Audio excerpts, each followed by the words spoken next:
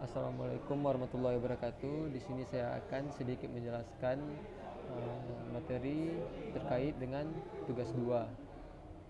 Pada soal pertama itu, kita ditugaskan untuk membuat query SQL yang melibatkan dua tabel. Di sini kita melibatkan tabel dosen dan tabel publikasi.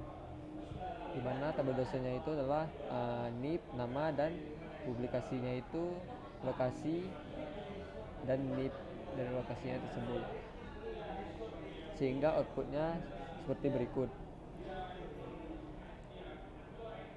Pada soal kedua, kita ditugaskan untuk melibatkan dua tabel dengan menggunakan fungsi agregat. Di sini kita menggunakan tabel pendidikan dan dosen, dan agregat yang kita gunakan itu adalah min, di mana kita mencari tabel yang lebih kecil, yang lebih besar dari 2003, sehingga outputnya itu adalah tahun masuk 2005, yang jelas lebih dari tahun 2003. Pada soal ketiga itu, kita tugaskan untuk melibatkan tiga tabel dengan join, di mana tabel yang kita libatkan itu adalah tabel dosen, tabel aktivitas lain, dan tabel mata kuliah, sehingga outputnya seperti berikut. Pada soal keempat, kita ditugaskan untuk melibatkan tiga tabel dengan fungsi agregat. Itu sama seperti tadi, ini bedanya kita melibatkan tabel dosen, mata kuliah, dan pendidikan, dan menggunakan fungsi agregat min,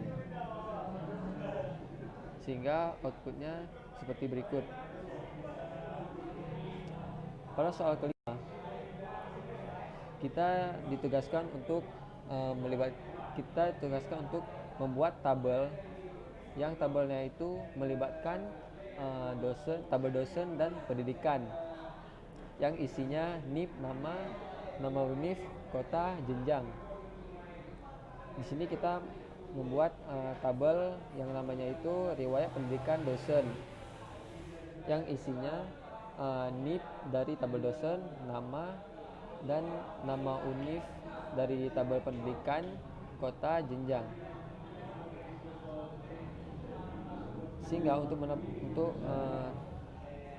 menampilkan tabel dari yang telah kita buat, maka digunakan sintaks select bintang from riwayat pendidikan dosen, sehingga outputnya seperti berikut. Pada soal ke-6, kita memanfaatkan dari tabel yang sudah kita buat pada soal nomor 5, dan kita dapat mencari nama-nama dosen yang lulusnya itu S3. Di sini kita mencari nama dosen-dosen yang lulusan S3. Outputnya itu adalah dosen Ahmadi, Antoni. Mereka ini adalah lulusan S3.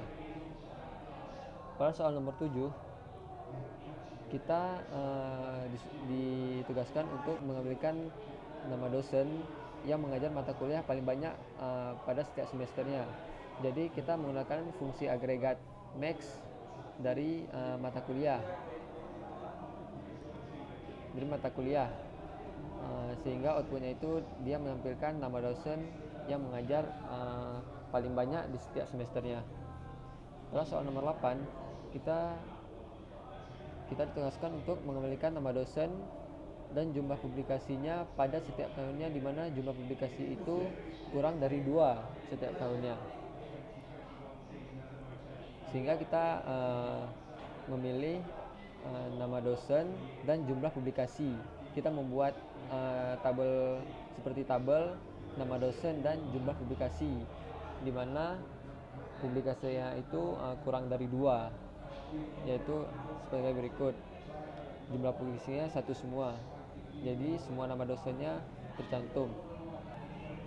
Sekian dari saya, mohon maaf jika ada sedikit keributan. Lebih kurang saya mohon maaf. Assalamualaikum warahmatullahi wabarakatuh.